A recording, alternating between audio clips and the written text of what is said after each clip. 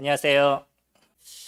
오늘 그 말씀의 주제를 죽음과 영광으로 잡았습니다. 네, 죽음과 영광 뭔가 그 매치가 되나요? 전혀 반대되는 개념인 거죠. 근데 오늘의 말씀을 저희가 잘 살펴보면 죽음과 영광이 어떻게 연결되어져 있는지를 저희가 살펴볼 수가 있습니다. 영광이라는 이 단어는요, 사전적 의미로 얘기하면 빛나고 아름다운 영예라고 이야기를 합니다. 그러니까 그 사람의 무엇인가 좀 좋아져 보이는 부분들, 이런 게 발생하면 그 사람이 어떤 영광을 얻었다라고 표현하는 거죠. 소위 이제 요즘 사람들을 보면 관심을 받고 싶어 하잖아요. 어떠세요? 선생님들은 다른 사람이 나에게 관심을 주는 걸 좋아하셔요? 싫어하셔요? 예, 사람마다 조금씩 틀립니다. 어떤 사람은 너무 관심을 주는 걸 부담스러워하는 사람들도 있고요. 또 어떤 사람은 조금 더 관심을 주기를 원하는 마음이 있죠. 그러니까 아이들을 보면 그러잖아. 아이들 막 뛰어다니는데 아무도 안 쳐다보면 안 뛰어다녀요. 네. 계속 쳐다보면 뭐 신나서 더 쫓아다니죠. 뛰어다니죠. 그게 뭐냐면 나를 봐주세요. 이런 거잖아요. 그러니까 내가 뭔가를 잘하고 있고 내가 예뻐 보이니까 남들이 나를 좀 봐주세요 라는 것이죠. 이제 이런 게 영광입니다. 내가 다른 사람보다 좀 더 나아져 보이는 모습을 가졌을 때 다른 사람이 나를 좀 우러러 볼 수 있는 것, 좋게 볼 수 있는 것, 이런 게 영광인 거죠. 그래서 사람들은요, 누구든지 마음 가운데 다른 사람보다 나아 보이려는 심리는 모든 사람들에게 있는 거죠. 안 그렇다라고 얘기할 수 없습니다. 다른 사람들이 나를 좀 더 좋게 봐줬으면, 좀 더 내가 잘한다라고 얘기해줬으면, 뭐 우리나라 같은 경우에는 좀 더 예쁘게 봐줬으면, 뭐 좀 더 몸짱으로 봐줬으면, 뭐 이런 생각들을 사람들이 이제 갖고 있습니다. 제가 몸을 만드는 요즘 하도 이제 그 TV를 보면 몸짱들이 많아서 몸을 만드는 게 그렇게 어렵지 않은 줄 알았어요. 되게 어렵더라고요. 웬만해가지고서는 근육이 생기지 않는다라고 얘기하더라고요. 뭐 한 1년은 열심히 해야지만 근육이 생긴다 그러는데, 그러니까 그만큼 사람들한테 보이기 위해서 얼마나 많은 노력을 그들이 했다는 거예요. 그런 노력이 있어야지만 뭔가 좀 좋아 보이는 모습들이 되어져 가는 거죠. 이거는 많은 사람들이 갖고 있는 부분입니다. 어떤 영광을 받기를 원하는 거죠. 그래서 이 영광을 얻기 위해서 사람마다 하는 행동들이 조금 달라요. 어떤 사람은 열심히 그것을 노력을 합니다. 수고를 하고 자기 시간을 투자하는 거죠. 그래서 남들이 조금 더 좋아졌어, 나아졌네 라는 얘기를 들으면 그게 더 즐거움이 돼서 더 열심히 그 일을 이뤄가는 사람이 있는가 하면, 어떤 사람은 다른 사람이 나를 보는 것이 조금 더 부담이 있어서 오히려 발을 살짝 좀 띄는 경우가 있어요. 그러나 그 내면에서도 무엇이 있는 거냐면, 다른 사람이 나를 좀 이상하게 볼까봐 부담스러워하는 마음이 있는 겁니다. 그러니까 도망가는 거죠. 뒤로 이렇게 더 안 보여서 안 좋은 소리를 듣지 않으려는 그러한 어떤 심리가 우리들 내면 속에 있는 겁니다. 그러니까 이렇게 얘기하나 저렇게 얘기하나 동일한 건 뭐냐면, 사람들 마음 가운데 좋게 보이고 싶어 하는 그런 마음들, 이런 것은 누구나 있다는 것이에요. 물론 우리가 다른 사람에게 좋게 보이는 것, 그런 것이 잘못된 것은 아닐 겁니다. 그리고 또 다른 사람이 나를 좋게 보면 좋은 것이죠. 근데 문제는 뭐냐면요, 이런 것에 우리의 마음을 빼앗기기 시작하면 내가 나를 위한 인생을 살아가는 것이 아니라 다른 사람이 나를 보는 인생을 살아가게 되는 거예요. 그래서 호스피스 병동에서 일하셨던 어떤 독일 간호사가 죽음을 앞둔 분들과 인터뷰를 쭉 했는데, 그분들에게 후회가 되는 5가지, 예전에 말씀드린 적이 있었었죠. 기억 안 나시죠? 5가지에 대한 부분을 이야기합니다. 그 중에 하나가 뭐냐면, 너무 다른 사람의 눈에 맞게 살아왔던 것이라고 얘기해요. 그래서 다른 사람이 원하는 대로 내가 살아왔던 그것이 내가 후회가 됩니다 라고 얘기하는 게 후회가 되는 5가지 중에 하나가 들어가는 겁니다. 그러니까 저희들이 그런 것이에요. 내가 생각하는 나의 인생을 살아가는 것이 아니라 다른 사람이 나를 보는 것에 맞춰서 그것을 잘 보이기 위해서 인생을 살아가는 거죠. 그러니까 건강을 위해서 몸을 빼는 게 아니라 다른 사람이 나를 예쁘게 봐주기 위해서 몸을 뺀다든지, 내가 그냥 그 근육을 만드는 이 자체도 다른 사람이 나를 좋게 보게 하기 위해서 내가 근육을 만든다든지 건강을 위해서 그러는 것이 아니라 이렇게 다른 사람의 눈에 맞춰서 내가 인생을 살다 보니까 내가 원하는 인생을 살아가지 못하는 경우가 종종 발생하게 되는 거죠. 사실은 저희들에게 있어서 영광은 어떤 것이 가장 아름다울까요? 저희들에게서 제일 중요한 영광은요, 아마 주님을 믿지 못하신 분들이라고 그런다 그러면 그분들에게 있어서 가장 큰 영광은 예수 그리스도 그분을 만남을 통해서 얻어지는 그분의 빛을 덧입는 영광인 것입니다. 이것이 우리가 첫 번째가 되는 부분이고요. 두 번째, 믿음 안에서 살아가는 사람들에게 있어서 진정한 영광은 하나님께서 나에게 빛으로 비춰주시는 것들, 그러니까 하나님이 나를 인정해 주시는 것들, 그것이 진정한 저희들의 영광에 대한 모습이 되어져 가는 거죠. 근데 많은 크리스찬들도 무엇을 위해서 살아가게 되냐면 다른 사람이 나를 어떻게 볼까, 다른 사람은 나는 어떻게 인정할까 하는 부분에 대해서 생각을 갖고 살다 보니까 하나님이 보이는 것이 아니라 사람이 보이는 인생을 저희가 살아가게 됩니다. 사람이 보이게 되면 우리는 하나님의 영광이 저희들에게 나타나는 모습들을 보여주지 못한다는 거죠. 저희들에게서 중요한 거는 하나님의 영광이 우리에게 어떻게 드러나고 또 주님께서 저희들을 어떻게 바라봐 보시느냐, 이것이 저희들에게 있어서 제일 중요한 부분이 되어져 가겠죠. 영광은 그렇습니다. 다른 사람이 나를 보고 나를 평가하는 아름다움들, 이런 것이 영광이라고 얘기한다 그러면 죽음이라는 것은요, 모든 것의 단절을 만드는 거예요. 그동안 만나왔던 사람들, 그동안 교제했던 사람들, 이런 모든 사람과의 단절이 이루어져 가는 거고, 내가 이곳에서 그렇게 쌓아놨던 모든 것이 한순간 없어지게 되는 그런 일들이 이루어지게 되는 거죠. 어떤 사람이 세금을 내지 않았어요. 그래서 돈이 하나도 없대요. 근데 그 집에 가보니까 시트를 열었더니 골든바가 10개씩 나오고 그냥 집에다 쌓아놓는 겁니다. 자기의 인생의 어떤 행복을 위해서 내가 세금은 내지 않더라도 그래도 그 돈 갖고 나는 잘 살아가겠다고 집에다 돈을 다 쌓아놓고 그러다 결국은 걸려서 다 그 회수가 됐죠. 물론 뭐 회수가 되기도 하겠지만 더 문제는 뭐냐면 만약에 그 사람이 그 많은 돈을 집에다 쌓아놨는데 그의 인생이 거기서 멈췄다라고 얘기하면 어떻게 될까요? 그가 쌓아놨던 모든 것들 한순간에 다 없어지는 것이죠. 그는 그것을 갖고 다음 생을 살아갈 수가 없습니다. 물론 제일 중요한 것, 사람들이 생각하는 모든 것이 끝난다라고 얘기했었을 때 그가 아무리 많은 것을 갖고 있어도 그 인생이 끝나게 되면 그가 쌓아놨던 모든 것, 그것은 거기에서 멈춰지게 된다는 거예요. 이것이 죽음인 겁니다. 죽음은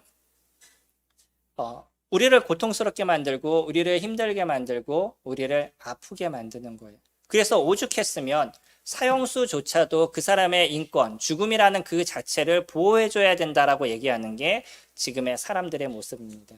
우리나라는요, 사형 폐지국으로 알려져 있습니다. 저희가 그 사형이 있었던 지역이 1997년에 사형이 있었고요. 그 이후로 지금까지 사형이 집행되지가 않았습니다. 사형이라는 판결은 있지만 그러나 실질적인 집행이 지금까지 이루어지지 않은 거죠. 그래서 다른 나라에서 저희들을 보았을 때 사형 폐지국으로 분류하고 있는 게 대한민국입니다. 근데 얼마 전에 법무부 장관이 그 사형 그 형태를 좀 점검하라 이런 얘기를 해서 논란이 조금 됐었었죠.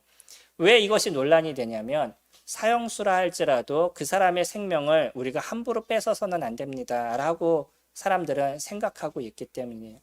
그만큼 죽음이라는 이런 자체가 얼마나 큰 고통이고 아픔인지 우리가 그것을 생각해 보게 되는 거죠. 그러면요, 어떻게 죽음이라는 이 자체와 영광이라는 이 자체가 함께 연결이 될 것인지, 저희 오늘 본문 말씀 아까 읽었던 거 잠깐 보시면 처음을 그렇게 시작합니다. 20절에 명절에 예배하러 올라온 사람 중에 헬라인 몇이 있는데 그들이 갈릴리 베세다 사람 빌립에게 가서 청하여 이르되 선생이여 우리가 예수를 배우고자 하나이다 하니 빌립이 안드레에게 가서 말하고 안드레와 빌립이 예수께 가서 여쭈니 예수께서 대답하여 이르시되 인자가 영광을 얻을 때가 왔도다. 오늘의 본문을 보면서도 참 여러 가지 생각을 조금 하게 됩니다. 성경을 보면서 그런 느낌 받으실 때 있지 않아요? 어떤 상황을 쭉 설명하고 그 상황에 대한 대답이 나오는데 전혀 다른 얘기가 나오는 것. 오늘의 본문도 좀 그러지 않을까요? 어떤 헬라인들이요, 예수님을 만나러 왔습니다. 예수님에 대한 많은 이야기들을 들었던 것 같아요. 그래서 그들이 성전에 계신 예수님을 찾아왔는데 아마 성전에서 예수님을 그들이 만났다라고 얘기한다면 성전의 이방인의 뜰에서 예수님을 만났겠죠. 성전은요, 이방인의 뜰이 있고 이방인만 들어갈 수 있는 것, 그 다음에 여인만 들어갈 수 있는 여인의 뜰이 있고요. 그리고 우리가 소위 얘기하는 성전 아니라고 얘기하는 그 이스라엘의 뜰이 있습니다. 그 이스라엘의 뜰이 우리가 제물을 드리는 그런 장소인 거고요. 다음에 제사장들이 섬기는 성소가 있고, 그리고 대제사장만 들어가는 지성소가 구분이 되어져 있죠. 그래서 들어갈 수 있는 영역이 있습니다. 아무리 로마인이라 할지라도 이스라엘 사람들의 그 이방인의 뜰을 그들이 지나가지를 않았었어요. 그러면 이들이 예수님을 성전에서 만났다라고 얘기한다 그러면 이방인의 뜰에서 그들이 만났겠죠. 그들이요, 예수님께 가서 얘기하고 싶었는데 바로 갈 수 없는 어떤 상황이었던 것 같아요. 그래서 누구에게 청하냐면 빌립이라는 사람에게 청합니다. 또 빌립은요, 안드레에게 청하게 되고, 그래서 두 사람이 서로 얘기하다가 예수님께 가서 얘기하자 그래서 두 사람이 예수님께 가요. 그러면서 이 헬라인들이 예수님을 좀 만나기를 원합니다 라고 얘기를 해요. 근데 그 얘기를 들었으면 그래 만나보지 라고 얘기하거나 그들이 왜 왔대? 라고 물어보거나 이것이 정상인데 주님은 뭐라고 얘기하셔요? 인자가 영광을 얻을 때가 왔다라고 얘기하십니다. 이제부터 주님께서는요, 이 성전에 오신 실질적인 목적들, 그것을 그들에게 알려주기를 시작하는 거죠. 근데 첫 마디를 그렇게 시작합니다. 인자가 영광을 얻을 때가 왔다라고 얘기하시는데 오히려 그 다음의 말씀을 보면 24절에 내가 진실로 진실로 너희에게 이르노니 한 알의 밀알이 땅에 떨어져 죽지 아니하면 한 알 그대로 있고 죽음은 많은 열매를 맺느니라. 영광을 얘기하시면서요, 바로 이야기하시는 게 뭐냐면 죽음을 얘기하십니다. 죽음과 영광, 이것이 같이 연결되어져 있다는 거예요. 우리가 일반적으로 생각했었을 때 죽음은요, 인생의 모든 것이 맞춰지는 마감이라는 것을 저희들이 생각하게 되고요. 지금까지 살았던 삶의 모든 것이 멈춰지는 것이라고 우리가 생각해서 가장 고통스럽고 아픔이라고 생각하는 것이 죽음인 거예요. 그런데 주님은요, 영광을 얘기하시면서 무엇을 얘기하시냐면 죽음을 얘기하신다는 거예요. 이것이 다른 것이죠. 사람들은 죽음으로 모든 것이 끝나게 됩니다. 그래서 사망이라는 단어도요, 죽어서 망한다라는 그 한자어를 저희가 쓰고 있는 거죠. 그런데 주님은요, 그 죽음이 영광이 되신다라고 얘기하시는 거예요. 이것을 어디에다 비유하시냐면 한 알의 밀알에 비유를 하십니다. 씨앗이 있는데 이 씨앗이 그냥 냅두면요, 그대로 보존이 돼요. 저희 집에도 고양이를 먹이기 위해서 그 밀이 있습니다. 고양이가 그 밀에서 이렇게 난 그 새싹을 되게 좋아해요. 그래서 그거를 예전에 제가 기억하기로 한 5년 전에 구입을 했어요. 그때 구입을 해서 잘 주질 않아서 이렇게 쌓아놓는 게 아직도 있습니다. 그래서 그거를 요번에 다시 심었어요. 신기하게요, 4, 5년이 지난 이 씨앗이 심으면 새싹이 나요. 너무나 놀랍지 않나요? 그러면 그것을 잘 보관하기 위해서 제가 냉장고에다 보관하거나 아니면 뭐 잘 이렇게 냅두지 않았어요. 그냥 햇볕 있는 데 이렇게 던져놨어요. 그냥 썩어서 없어질 것 같은데 씨앗이 그대로 생명력을 그냥 가지고 있어요. 근데 가만 냅두면 그대로 있습니다. 씨앗대로. 근데 이걸 갖다 땅에다 심으니까요, 이게 새싹이 나요. 원래 씨앗이 갖고 있었던 그 모양은 없어지고 저희들이 알고 있는 것처럼 뿌리가 나고요, 거기서 새싹이 올라오는 새로운 생명이 거기서 나타나는 것을 보게 돼요. 이것을 주님은 비유하고 있습니다. 그래서 씨앗이 새로운 형태로 모양이 변하는 걸 갖고 죽었다라는 표현을 쓰고 있어요. 이 씨앗이 가만 냅두면 그냥 그대로 있는 거예요. 아무런 영향력을 보일 수 없고요, 그냥 죽어 있는 듯한 그런 모습으로 그대로 있는 겁니다. 근데 이것이요, 땅에 심겨지게 되면 진정한 죽음이 이루어지고 새로운 형태의 모습이 나타나는 거죠. 예수 그리스도 그분은요, 이제 조금 있으면 이제 며칠 지나시면 십자가의 죽음을 당하시는 그런 상황으로 가십니다. 근데 십자가에서 죽음을 당하시는 그 자체가 그분에게 있어서 얼마나 고통스럽고 아픔이었는지에 대해서 그분은 잘 알고 계셨어요. 그래서 27절에 그렇게 얘기하시죠. 지금 내 마음이 괴로우니 무슨 말을 하리요. 아버지여 나를 구원하여 이때를 면하게 하여 주옵소서라고 얘기하셔요. 그분의 마음에 이것이 얼마나 고통스러운지 아셨습니다. 문에 손 쪄보셨나요? 지금 얼굴이 다 이그러지시는데 손을 쪄보지 않으신 분은요, 그 고통을 모르기 때문에 뭐 그런가 보지 하고 생각하셔요. 근데 실질적으로 쪄보시면요, 그 다음에 두 번째 그 상황이 된다라는 생각만 딱 해도 오금이 쫙 저리죠. 이게 사람의 모습입니다. 주님은요, 십자가의 고통을 당하시는 걸 모르셨을까요? 아셨을까요? 이것의 차이인 거예요. 우리는 죽음을 잘 모르기 때문에 어떠면 십자가에 나간다라는 그 자체, 그 고통스럽다는 자체도 우리는 잘 이해가 되지 않습니다. 저희는 안 당해봤어요. 잘 몰라요. 그런데 예수님은요, 완전한 하나님이시고 완전한 인간의 모양을 갖고 계시기 때문에 완전한 하나님으로서 그 고통의 문제가 무엇인지를 정확하게 아시는 분인 거예요. 그래서 십자가에서 그 죽으심을 당하시게 됐을 때 이제 조금 있으면 채찍에 맞으셔야 되고 십자가에 달리셔야 되는 그 고통의 문제를 그분은 아셨기 때문에 그거를 생각할 때마다 얼마나 고통스러움의 생각이 그분 가운데 임하게 됐는지를 우리가 느끼게 되는 거죠. 그래서 주님은 그런 얘기를 하시는 겁니다. 내 마음이 괴롭다라고 얘기하셔요. 그러면서 아버지 할 수만 있으면, 하나님 할 수만 있으면 나를 여기서 구원해 주소서라고 얘기하셔요. 우린 여기 이 말을 어디에서 많이 들었죠? 겟세마네 동산에서 제자들과 함께 기도하러 가셨었을 때 아버지 하실 수만 있으면 이 잔을 내게서 멀리하여 주옵소서라고 기도하셨던 그 내용을 지금 같이 적어주고 계셔요. 그런 마음이셨습니다. 그 고통이셨어요. 그 아픔이 무엇인지를 잘 아셨습니다. 그러니까 십자가에 나아가신다는 그 자체에 대한 두려움들, 아픔들, 어려움들, 그것을 아셨음에도 불구하고요, 바로 이어서 뭐라고 얘기하시냐면 그러나 내가 이를 위하여 이때에 왔나이다 라고 얘기하셔요. 내가 이 고통과 이 아픔과 어려움은 내가 충분히 알지만, 그래서 웬만하면 할 수만 있으면 내가 여기서 좀 벗어나고 싶지만, 그러나 하나님 내가 이 일을 위해서 이곳에 왔습니다 라고 얘기하시죠. 번역본에 따라 조금씩 다르게 번역이 되어 있습니다. 저희들은 조금 정확하게 번역이 되어 있지만 미국의 여러 성경 중에 조금씩 번역의 모습을 그냥 하나님의 입장, 예수 그리스도의 그분의 입장에서 번역이 돼서 뭐라고 얘기를 하냐면 아버지여 나를 구원하여 이때를 면하여 주옵소서라는 걸 물음표로 얘기하셔요.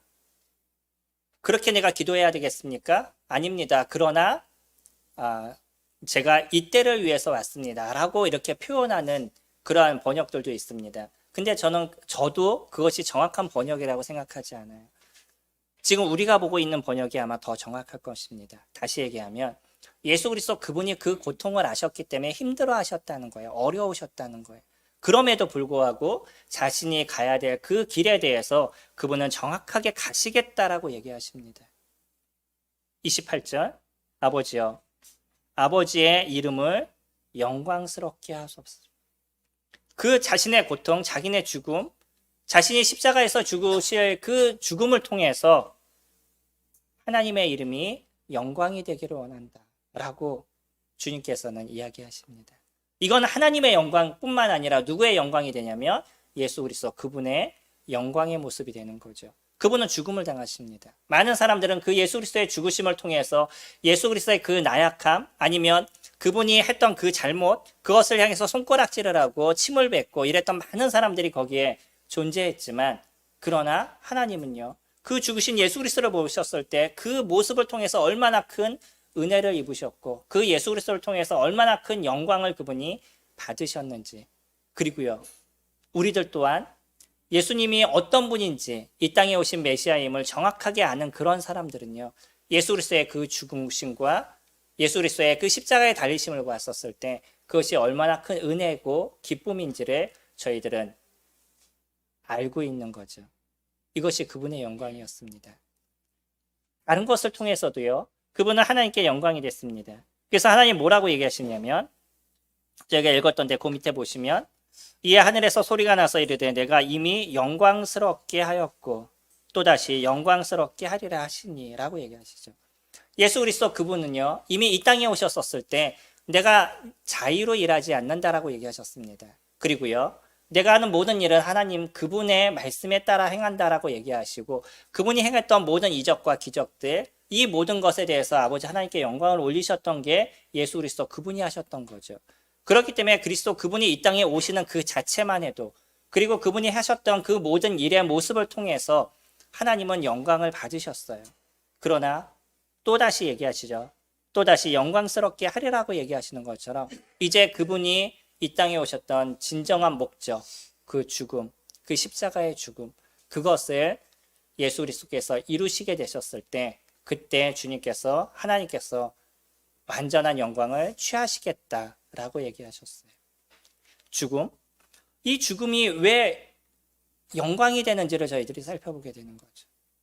세상의 모든 사람들은요, 죽음이란 그 자체는 고통인 거예요. 그러나 하나님의 입장에서 봤었을 때 그 죽음은요, 영광의 길로 가는 모습이었습니다. 이거는 예수 그리스도가 저희들에게 보여주신 것이에요. 그리고 예수 그리스도 그분께서 이루신 겁니다. 자신의 몸을 통해서 세상의 모든 사람들의 죄가를 그곳에서 해결하시고 친히 저주를 받으시는 그 고통의 모습을 감내하심을 통해서 진정한 은혜를 저희들에게 베풀어 주시고, 은혜를 받을 수 없는 우리에게, 영광을 받을 수 없는 우리에게 진정한 영광을 부여해 주신 그분이 예수 그리스도 그분이셨다는 것이죠. 그리고 나서요, 그분은요, 저희들에게도 정확하게 얘기하십니다. 25절 말씀 보시면, 자기의 생명을 사랑하는 자는 잃어버릴 것이요 이 세상에서 자기의 생명을 미워하는 자는 영생하도록 보존하리라.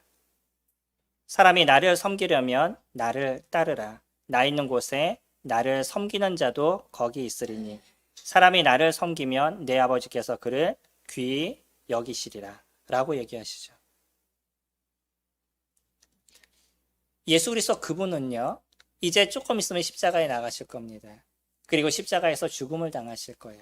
그러면서 뭐라고 얘기하시냐면, 너희가 만약에 나를 따르려면 나와 같이 그 목숨을 잃는 자가 되어야 된다라고 얘기하세요. 우리는 이것을 믿음이라고 얘기합니다. 예수 그리스도를 내 마음의 구주로 받아들이는 것. 예수 그리스도 그분이 십자가의 죽으심을 통해서 나의 모든 그 죄가를 다 해결하시고 나를 하나님의 자녀가 되는 은혜를 주셨다는 것. 그래서 그분을 믿을 때 우리는 영원한 생명을 얻는다는 것, 진정한 영광을 우리가 얻는다는 것, 우리는 그것을 믿음이라고 얘기합니다. 근데 이 믿음은요, 무엇이 거기에 동반된다라고 얘기하냐면, 내가 이 땅에서의 삶의 모든 것을 버릴 수 있는, 죽음을 내가 감수할 수 있는 그 마음을 이야기하고 계신다는 거예요. 우리는 이 세상에서의 그동안에 갖고 있었던 가치관들, 내가 이 세상에서 갖고 있었던 영광들, 이 세상에서 취하려는 그 모든 것들, 그것을 던져놓을 수 있는 마음이 필요하다는 거예요.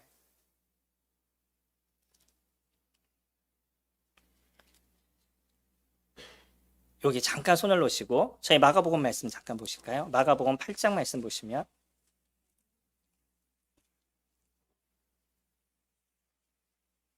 마가복음 8장 34절에 여기에서 얘기하시는 그 말씀을 조금 더 다르게 표현하신다 그러면 8장 34절에 무리와 제자들을 불러 이르시되 누구든지 나를 따라오려거든 자기를 부인하고 자기 십자가를 지고 나를 따를 것이다 라고 얘기합니다. 자기를 부인하는 것, 그리고 자기 십자가를 지는 것, 이것이 자기의 목숨을 버리는 거다라고 표현하고 계시는 거죠. 나를 부인한다는 거는요, 그동안 나를 위해서 살아왔던 것, 내 중심적이었던 그런 인생에서 이제 내가 예수 그리스도 그분을 보는 인생으로 바뀌는 것을 얘기하는 거죠. 나의 십자가를 진다라는 것은 내가 이 땅 가운데 있어서 내가 얻으려고 했던 모든 것들, 그것을 내가 버리고 그리고 그리스도 그분을 바라보는 그런 인생을 살아가는 것을 십자가를 지는 인생이라고 얘기를 하죠. 그 마음의 중심이 우리에게 필요하다는 거예요. 나는 아직도 이 땅 가운데서 무엇인가를 얻고 싶어요. 난 아직도 이곳에서 더 많은 것을 갖고 싶어요. 그렇게 내가 이 땅을 보는 모습이 되어져 가면 우리 눈에 누가 보이지 않는 거냐면 예수님이 보이지 않는 겁니다. 그분을 위해서 난 살아갈 수 없고요. 그분을 따라가는 인생을 내가 살아갈 수가 없어요. 내가 갖고 있었던 지금의 우리의 시야가 지금의 땅에서부터 예수 그리스도 그분께 고정되는 모습이 되었었을 때, 그분을 바라보는 모습이 되었었을 때, 비로소 그분과 함께하는 인생을 저희가 살아가게 되는 거죠. 교회는요, 그렇게 자기를 부인하는 사람들, 이런 사람들이 모이는 것입니다. 그래서 누구를 바라보는 인생을 살아가는 거냐면 예수 그리스도 그분을 보는 인생을 살아가는 거예요. 그래서 교회는요, 하나님 보실 때 너무나 아름다운 것이고 이 교회를 보실 때 하나님은 기쁨을 취하시고 영광을 취하시고 즐거움을 취하시는 겁니다. 근데 지금의 세상의 교회는 어떤가요? 오히려 세상 사람들보다 더 타락한 곳이 교회다라고 얘기할 정도의 그런 어려움의 문제가 많고요. 성남도 지금 여기 재개발을 하고 있는데 재개발을 못하는 이유 중에 하나가 뭐냐면 알박기를 하는 교회 때문에 재개발을 못한다는 얘기를 제가 들었어요. 서울에서도 그 얘기가 있어서 큰 어려움이 됐었었죠. 모든 기독교인들이 욕을 먹는. 근데 성남도 그러고 있더라고요. 얼마 전에 저에게도 문자가 왔습니다. 그 말레이시아에 있을 때, 거기 있을 때 또 문자가 왔었었는데 계속 전화가 오셔요. 문자도 오고 전화도 오고. 그래서 전화하지 마시라고 제가 얘기했었었는데 다시 전화를 오면서 뭐 화를 내시더라고요. 그래서 왜 그러시냐면 그 단톡방에 제 이름이 어떻게 알고 들어가는지 모르는데 제 이름이 들어갔어요. 그래서 그냥 탈퇴를 했더니 다시 초대를 하고 뭐 이러시더라고요. 그 단톡방이 뭐냐면 여기 재개발하는데 재개발하는 교회에 돈을 좀 더 받기 위한 모임이에요. 그래서 제 이름이 들어가요. 저는 안 합니다. 그랬더니 아니 목사님 혼자만 안 하면 괜찮은 거냐고. 딴 사람들도 어려운데 같이 해야 되는 거 아니냐고. 오히려 저한테 화를 내더라고요. 교회가 그래요. 왜 주님 앞에 기도하지 않고 하나님을 찾지 않고 사람들을 바라보는 거죠. 무엇인가 돈을 좀 얻기를 원하고 조금 더 나은 것을 이 세상에서 왜 이렇게 가지려고 노력하죠? 교회가 그러니까 교회 안에 하나님이 계시지 않는 거죠. 교회 안에 예수 그리스도 그분이 계시지 않는 겁니다. 주님은요, 우리가 그분을 믿는다라고 얘기했었을 때 자기의 생명을 버리는 자라고 얘기했어요. 자기 생명을 사랑하지 않는 자라고 얘기합니다. 한번 생각해 보세요. 내 목숨을 사랑하지 않으면 나는 없어지는 거예요. 어떠셔요? 그렇게 하시겠어요? 근데요, 그 길이 우리에게 진정한 영광을 주시는 길이다라고 얘기하셔요. 예수 그리스도 그분이 죽으셨을 때 제자들도요, 주님이 죽으시는 그 모습을 보면서 모든 사람들이 절망을 했어요. 내가 그토록 원했던 메시아, 내가 그렇게 바라봤던 그 메시아, 내가 그렇게 쫓아다녔던 그 메시아가 한순간에 그 십자가에서 죽으시는 모습을 봤었을 때 제자들의 마음이 어떻게 무너졌겠어요? 오죽했으면 그 예수님을 이 땅에 오신 그 그리스도라고 외쳤던 그 베드로가 예수님을 부인하고 도망다니는 모습을 가졌겠어요. 그것이 인간이 갖고 있는 연약함의 모습인 거죠. 순간 그들이 느끼는 것은 내가 바라봤던 그분의 죽으심은 모든 것이 끝났다라고 생각하는 마음이 됐던 거예요. 그러니까 제자들도 도망을 갔었던 거죠. 근데요, 그분이 부활하시는 모습을 봤었을 때 그들이 지금까지 믿었던 모든 게 온전하다는 것을 정확하게 알게 되고요. 이제는 예수 그리스도 그분의 부활하심을 통해서 제자들도요, 자기의 인생의 그 죽음을 선택하는 것, 죽음이라는 것을 통과하는 것이 무엇인지를 그들이 정확하게 깨달은 인생을 살아가게 돼요. 우리 사도행전 2장에서부터 등장하는 제자들의 모습은요, 예수님이 계셨을 때도 예수님을 부인했던 제자들, 도망갔던 이 제자들이 오히려 예수님이 주님의 나라로 올라가시고 난 이후에 자기의 목숨을 내놓고서는 복음을 위해서 살아가죠. 예수 그리스도를 전하는 일들을 이뤄갑니다. 그러면서 대제사장에게 뭐라고 얘기하냐면 내가 하나님의 말을 듣는 것 그리고 사람의 말을 듣는 것 어느 것이 더 옳은지 너희들 스스로 한번 선택해봐라 라고 얘기하셔요. 죽음을 선택하는 거죠. 그것이 문제가 되지 않는다는 거예요. 나는 하나님을 선택하겠다라고 얘기합니다. 그런데 주님은요, 그런 제자들을 아름답게 쓰시고요. 그들의 이름을 진정하게 높여주는 그런 일들을 만들어 오셨던 거죠. 교회도요.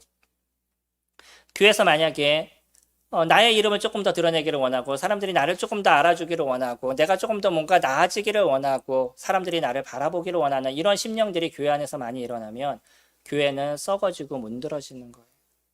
교회에 어려움이 발생하는 겁니다. 우리는 자꾸 사람을 보게 되는 거죠. 그래서 내가 이런 일을 하니까 사람들은 나를 이만큼 좀 알아줘야 되고 내가 이만큼 수고하니까 사람들은 나를 이만큼 기억해줘야 되고 높여줘야 된다라고 생각한다 그러면 교회는 점점 어려워져 가는 거죠. 우리는 모두 다 직분이 있습니다. 우리는 모두 다 주님께서 우리를 부르신 소명이 있어요. 그래서 그 소명을 갖고 주님을 섬겨갑니다. 그것을 잘 드러내시는 분이 있고 아직은 드러내지 못하시는 분들도 있지만 주님은 저희들을 부르셨어요. 우리를 구원으로 부르셨을 뿐만 아니라 우리를 그 일을 이룰 수 있도록 그 일을 하게 하도록 예수 그리스도 그분을 위해 살아가게 하도록 우리를 부르신 것이에요.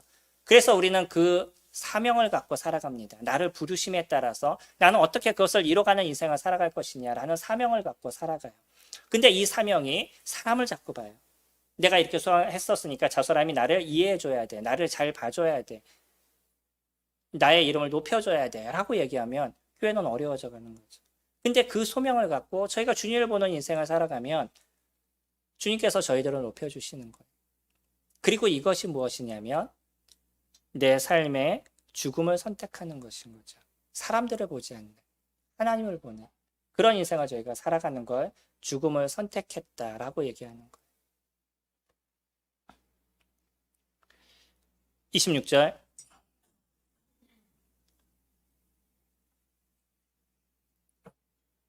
요한복음으로 돌아가셨어요. 26절 보시면 사람이 나를 섬기려면 나를 따르라. 나 있는 곳에 나를 섬기는 자도 거기에 있으리니 사람이 나를 섬기면 내 아버지께서 그를 귀히 여기시라. 예수 그리스도 그분이 계신 곳에 저희들이 있어야 되는 거죠. 사람이 있는 곳에 우리가 있는 것이 아니라 많은 사람이 모이는 곳에 내가 그곳에 있는 것이 아니라 예수 그리스도 그분이 있는 곳, 그곳에 우리가 있는 것입니다. 그래서 그분의 발자취를 쫓아가는 인생을 저희들이 살아가게 됐었을 때 주님이 저희들을 귀히 여기시겠다라고 얘기하셔요. 이것이 믿음인 겁니다. 우리는 믿음을 통해서 우리는 죽음을 통해서 예수 그리스도를 우리는 죽음을 통해서 영광을 얻는 삶을 살아갑니다. 나 스스로를 포기하게 됐었을 때 그때 오히려 나를 높이시는 주님의 그 아름다움의 영광을 저희들이 만끽하는 삶을 살아가는 거죠. 세상에 많은 것들의 유혹이 있으실 겁니다. 여전히 우리가 인생을 살아가면 얼마나 많은 유혹이 있겠어요. 우리는 여전히 세상을 보면서 그 세상의 고민 속에서 살아가게 될 것입니다. 그러나 그 시선을 조금씩 바꿔가는 거예요. 주님이 계신 그곳으로 예수 그리스도를 바라보는 그 모습으로 저희들이 바꿔가게 됐었을 때 내가 어떤 행동을 해야 될지 어떤 삶을 살아가야 될지 무엇을 따라가야 될지에 대한 것들이 정확하게 우리 머릿속에 보여지게 될 거예요. 그리고 우리는 그 길을 따라가게 되는 거죠.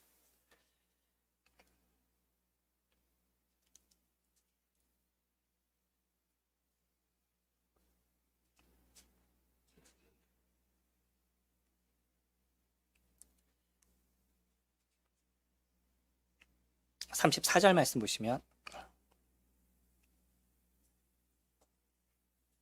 이에 무리가 대답하되 우리는 율법에서 그리스도가 영원히 계신다함을 들었거늘 너는 어찌하여 인자가 들려야 하리라 하느냐. 이 인자는 누구냐. 그때 그 자리에 함께 있었던 유대인들은 조금 더 헷갈렸습니다. 예수님은요 뭐라고 얘기하시냐면 자신이 이 땅에 오신 메시아다라고 얘기하셨어요. 그런데 또 뭐라고 얘기하냐면 내가 죽어야 된다라고 얘기한 거예요. 그러니까 이 유대인들은 구약을 쭉 살펴보고 연구해 왔었는데 이것이 이해가 되지 않았다는 거예요.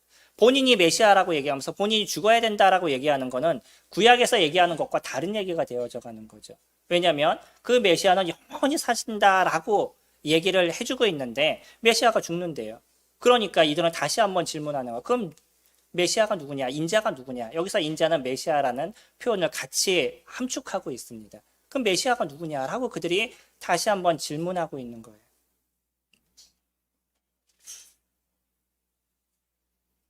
35절에 예수께서 이르시되 아직 잠시 동안 빛이 너희 중에 있으니 빛이 있을 동안에 다녀 어둠에 붙잡히지 않게 하라. 어둠에 다니는 자는 그 가는 곳을 알지 못하느니라. 너희에게 아직 빛이 있을 동안에 빛을 믿으라. 그리하면 빛의 아들이 되리라. 그들은 헷갈렸지만 주님은 다시 한번 이야기해 주고 계십니다. 너희들이 지금 빛을 보지 않니? 이 땅에 온 메시아를 보지 않니? 그 메시아가 이제 잠시 후면 없어질 수도 있어. 그 너희 눈에 보이는 이때 그때 그 메시아를 믿어라. 그 빛을 믿어라 라고 얘기하고 계셔요. 유대인들은요, 자기네들이 그 알고 있는 그 자체는 메시아는 영원히 이스라엘을 구원할, 영원히 이스라엘을 보호할 그런 자로만 생각하고 있었어요. 그러나 그 메시아는요, 단순히 이 땅에 오시는 것으로 끝나는 것이 아니라 그 죽음을 통해서 완전함을 만들어 가시고 인간의 모든 죄를 그곳에서 해결해 가시고 진정한 왕으로서 등극하시는 일을 이뤄 가시는 거죠. 모든 백성이 봤었을 때, 또 하나님이 봤었을 때 진정한 왕으로서, 그게 빌립보서 2장에서 얘기하시는 것처럼 가장 낮은 자의 모습으로 오셔서 십자가의 죽으심을 이루셨는데 하나님께서 그분을 높이셔서 하늘에 있는 자들과 땅에 있는 자들과 땅 아래에 있는 모든 자들로 그분 앞에 무릎을 꿇게 하신다라고 얘기하셨던 그 완전함이 예수 그리스도 그분의 죽으심을 통해서 이루어지게 되는 거죠. 이들은요, 예수 그리스도 그분을 믿음을 통해서 진정한 영광을 얻어야 됐습니다. 빛이라는 이 자체는 우리들 스스로가 드러나는 모습이 되지 않는 거예요. 저희들은 일반적으로 얘기하는 것처럼 선을 행할 수 있는, 의를 행할 수 있는 그런 존재들이 아니라는 거죠. 저희들은 완전한 타락을 이뤘습니다. 죄 가운데 있어요.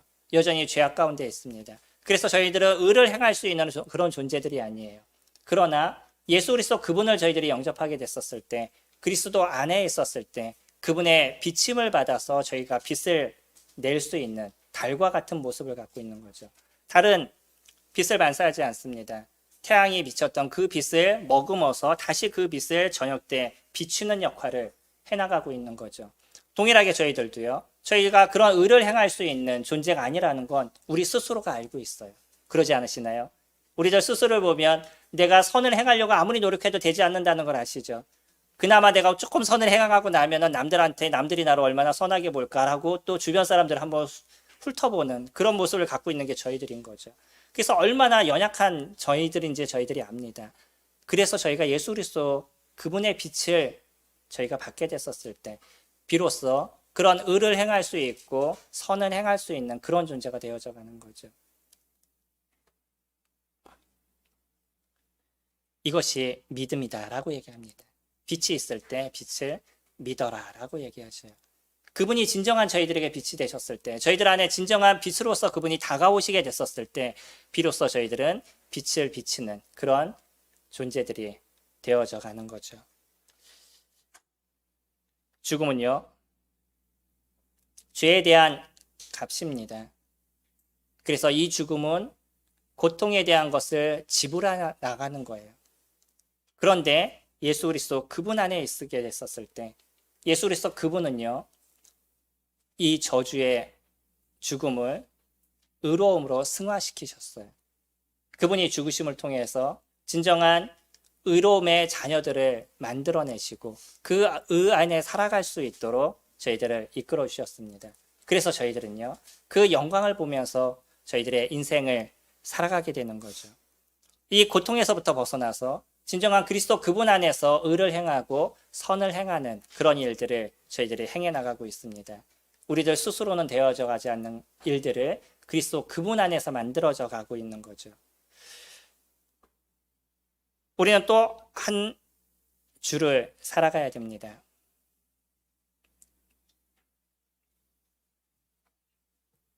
이 한 주의 삶에서도 내가 어떤 십자가를 지고 갈지를 고민하는 인생을 저희가 살아가게 되겠죠.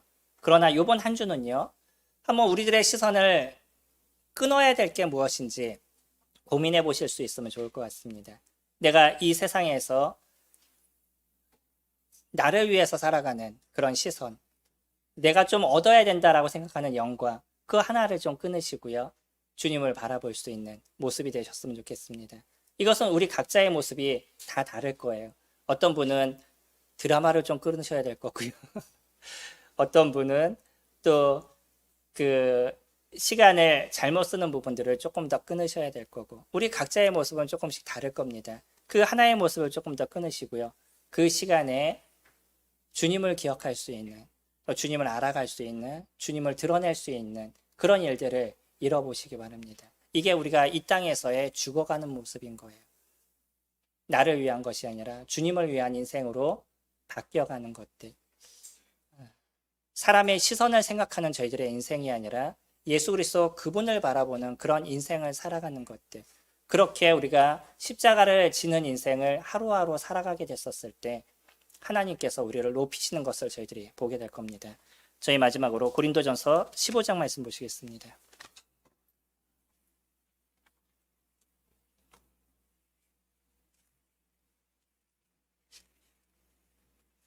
15장 41절 말씀 보시면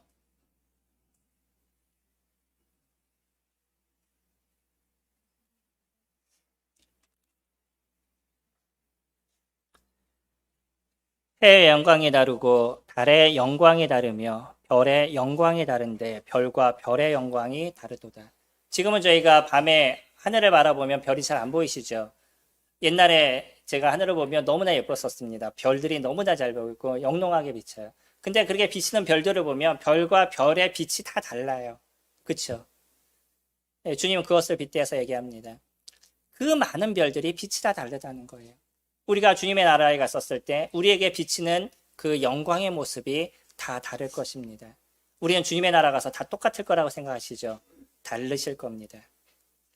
이곳에서 내가 어떻게 그리스도의 영광을 드러내는 인생을 살았는지, 주님이 말씀하시는 것처럼 빛의 열매는 모든 착함과 의로움과 진실함이라고 에베소서 5장 9절에서 얘기하는 것처럼, 그러한 그 의의 열매를 얼마나 드러내는 인생을 살았는지에 대해서 우리의 비치는 빛의 모습들이 다르게 될 거예요.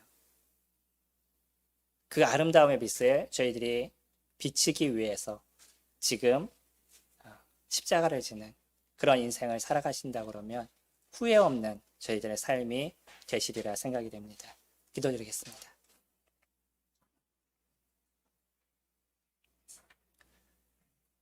존귀하신 아버지 하나님, 죽음을 통해서 이 아름다움의 영광을 만드셨던 것처럼 저희들 또한 이 땅에서 죄에 대한 모습을 부인하고 예수 그리스도 그분의 영광을 드러내는 인생을 살아가게 됐었을 때 어떤 영광이 저희들에게 비치는지를 생각해 볼 수 있도록 도우심에 감사를 드립니다.